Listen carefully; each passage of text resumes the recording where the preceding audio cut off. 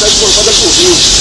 Infelizmente o homem não respeita o rio, mas o rio respeita o homem, e por isso que mesmo assim, mesmo ele sofrendo desrespeito por microfone, a natureza sagrada, ela retoma sempre o pé dela. Por isso que esse rio chamado Anhangueres, ele brota e faz as almas antigas correr, quando ele está todos os lugares a Deus da terra.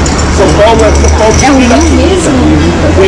Piratininga quer dizer peixe seco. Onde o tamanho do ATI enchia e deixava as suas obras, as piscinas naturais, o peixe ficava secando, aí as formigas iriam comer, as formigas não o tamanho ia comer as formigas do peixe seco.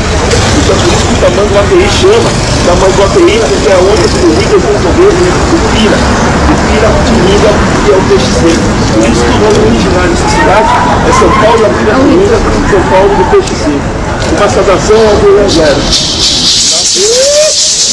De memórias de pessoas indígenas, negras, nordestinas dessa cidade, não vai ser pela escrita, vai ser pela oralidade e pelos sonhos.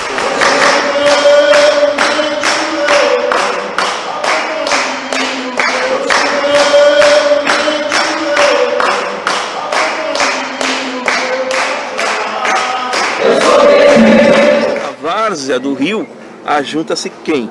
O índio, a população negra, são territórios populares dessas almas inquietas, né? Dessas almas indígenas, negras inquietas. Não adianta qualquer intervenção que eles vão ser aquilo que eles sempre foram, né? Espiritualmente.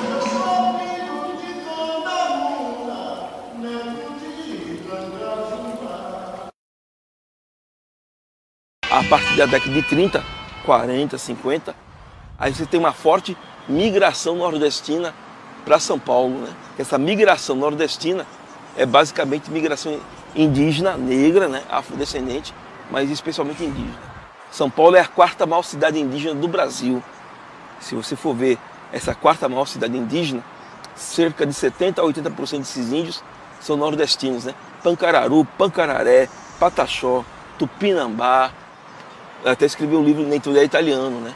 Essa migração europeia vem no propósito da prefeitura local, do poder público local, de europeizar a cidade arquitetonicamente e socialmente, né? Branquear a cidade. A população de 1940 para 50 dobra. Não é 600 mil, é milhões, né? Chega na década de 60, 70, quase 60% da população paulistana, ela não é nascida aqui, é nordestina. E esse nordestino é o índio vindo expulso da terra, como os imigrantes foram expulsos da terra na Itália, em Portugal, na Espanha, né? Mas isso não ganha relevo, né, na cidade. Então não é acabar a escravidão e tornar o negro, o índio ou o mestiço um trabalhador assalariado. Nas cidades, o convívio entre imigrantes e brasileiros, negros, índios, mestiços, caipiras e caboclos, às vezes foi amistoso e às vezes nem tanto. Para conseguir trabalho nas fábricas, segundo alguns historiadores, nem havia disputa. Porque boa parte das indústrias é de imigrantes também, né? O Conde Matarazzo, o Scarpa, Carbonelli. Então esses imigrantes, empresários, eles empregavam os patrícios, não os brasileiros. O imigrante trabalha muito porque é o desejo de fazer América, vir para a América, vir para o Brasil, adquirir ganhos e voltar para a Europa. Muitos imigrantes adotaram o Brasil como a nova pátria e conviveram com esta mistura de culturas e de sotaques. Um bom exemplo é o bairro do Bexiga, em São Paulo. Adoniran Barbosa é um grande exemplo disso, né? Com aquele linguajar macarrônico dele, né, italiano, ele canta samba, né? E canta samba falando da malandragem lá no Bexiga. Então o Bexiga foi um grande espaço de convívio, de cultura. Então isso aí é mais para mostrar mesmo, isso que a gente chama de território. Ele talvez não tenha beleza arquitetônica ou um valor de belo, né, de arquitetura, mas ele tem um valor simbólico, né? O que seria o valor simbólico, quando a gente fala simbólico? Que é o patrimônio imaterial, é o sentido que as pessoas dão ao espaço físico. Então você vê que o beco, lá além, já na várzea, dá em outro beco. E aí você já, logo após, você teria toda a estrutura da várzea do Tamanduateí, também chamada de várzea do Carmo, tá certo? Um lugar que eu volto a dizer que vale a pena vocês andarem, né? Que aí você vai... Agora a cultura nordestina é muito presente, né? Eu e o Binho mesmo parou lá para ouvir um baiano cantando a rocha, e o cara canta bem, né? Então esse popular ele é sempre retomado, ressignificado sempre, tá certo? Então, para mim, um tombamento não se dá só pela beleza estética, se dá pelo referencial territorial. Para mim, tem mais valor a várzea do Carmo, onde estão nossos parentes, está enterrado lá, está enterrado o rio Tamanduateí, tem os camelôs, tem os vendedores, está o popular lá, tem mais valor patrimonial para mim, que eu chamo de patrimônio imaterial, do que esse conjunto todo. Mas por que a gente toca nesse conjunto todo? Para mostrar a ostentação dessa elite paulista. Uma dissertação de mestrado da PUC, que virou o livro, conta a história da população nacional e pobre da cidade de São Paulo na virada do século. O autor Carlos José Ferreira dos Santos mostra o preconceito e a marginalização contra ex-escravos, índios e caboclos, fazendo do trabalho informal e da expulsão para a periferia uma realidade que conhecemos até hoje. Industrialização, modernização e progresso. Na virada do século, a cidade de São Paulo passou por várias transformações. Milhares de imigrantes mudaram a paisagem urbana e as condições de trabalho. Esta história já é conhecida, mas é só uma parte da realidade.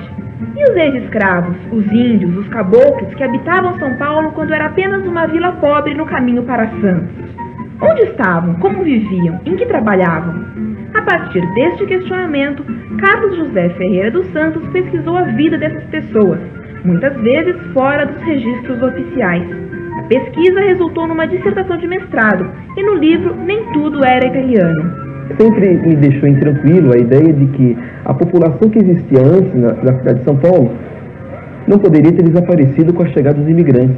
Os dados populacionais mostravam sempre, e mostram no começo do século, a população de imigrantes sendo maior do que a população de nacional. E isso me tranquilizava e eu me questionava onde estariam esses nacionais. Eu usei o termo nacionais pobres, por quê? Porque é uma diversidade cultural e étnica que compunha essa parcela.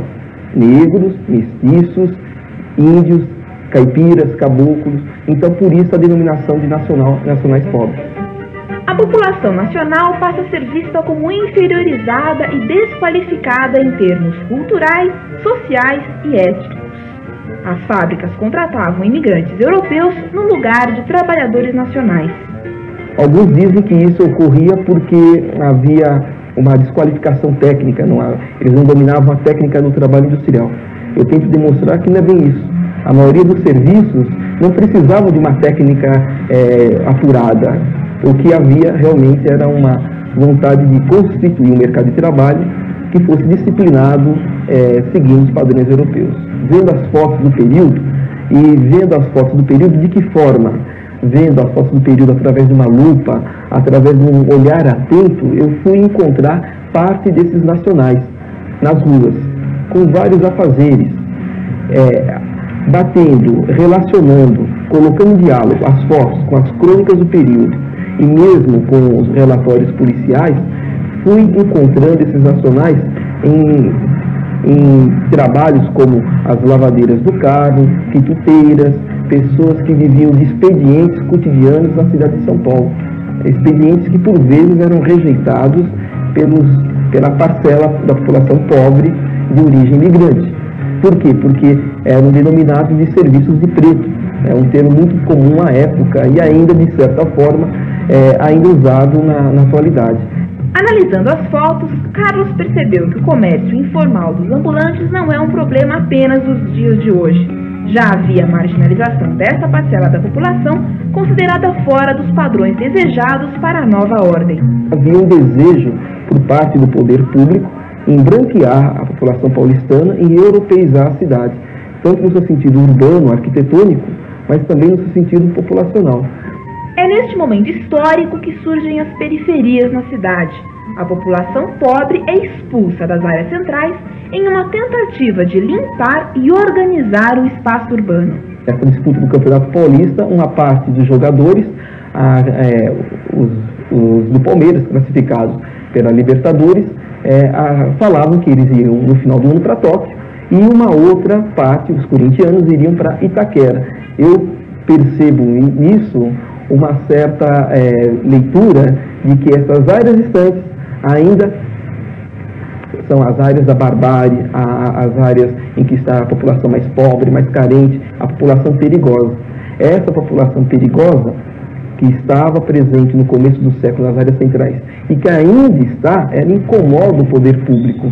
Essa população considerada perigosa, ela incomoda o poder público porque ela, de certa forma, foge do controle do poder público e do setor privado, né?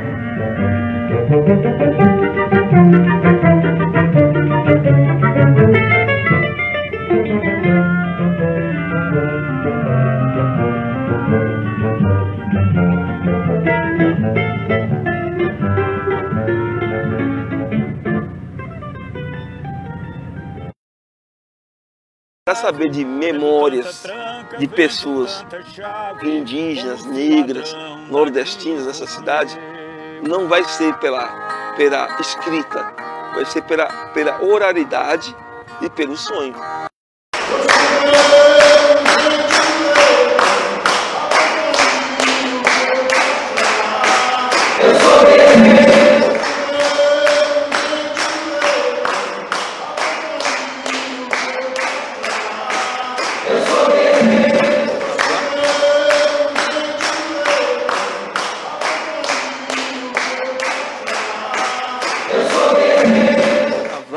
Do rio, ajunta-se quem?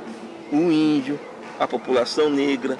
São territórios populares dessas almas inquietas, né? Dessas almas indígenas, negras inquietas. Não adianta qualquer intervenção que eles vão ser aquilo que eles sempre foram, né? Espiritualmente.